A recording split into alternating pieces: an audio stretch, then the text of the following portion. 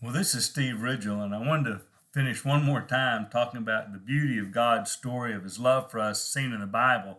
This starts in the first few chapters of Genesis when God made the perfect world, and boy, life was good and perfect. The tree of life is there, and every day they were with God. He walked with them in the garden. They were intimate communion with God. And of course, Satan tempted them, lied about God, lied about what God said it didn't matter.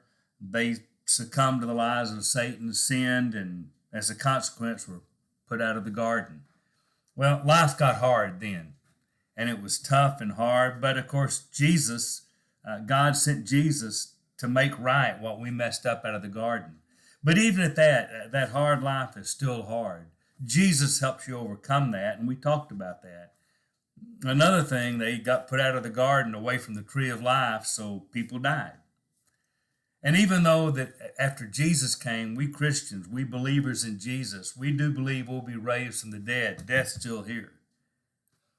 But someday when Jesus comes back and takes us home to heaven, there'll be no more death. And kind of the neat thing, the way God describes it in first part of Genesis, tree of life, we're put out of the garden. End of Revelation.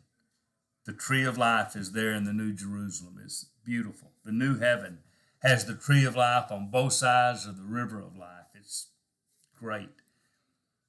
And then that communion with God, that intimacy with God. And we're put out of the garden. And yes, through Jesus especially, we are drawn near to God and we have a way back to God. But even then, it's not quite where we want to be. And here's how I know that, because Jesus himself said, I'm going to go prepare a room for you in God's house. And that someday I'll come back, take you to where I am, you may be also. We still aren't quite home yet. We're almost home. We're not quite there yet. But when we get home, all that intimacy with God, Revelation 22:4, last chapter of Revelation, is beautiful because that's where you read this. And we shall see God face to face, and his name will be upon our forehead. What a great full circle. We're going to be able to look God right in the eye, face to face, to be known and know. And then he'll have his name on our forehead, who we belong to forever. That's a beautiful, full circle story of God's love for us. And the great thing about that story, you go, okay, here's how it started, here's where it ends, except at the ending, it's a little bit like that book you write. You get to the end, and then sometimes they used to, especially in the older days, would always have the end at the bottom. The end of our story doesn't have the end at the bottom, because here's what's great about it. The end of our story never really ends.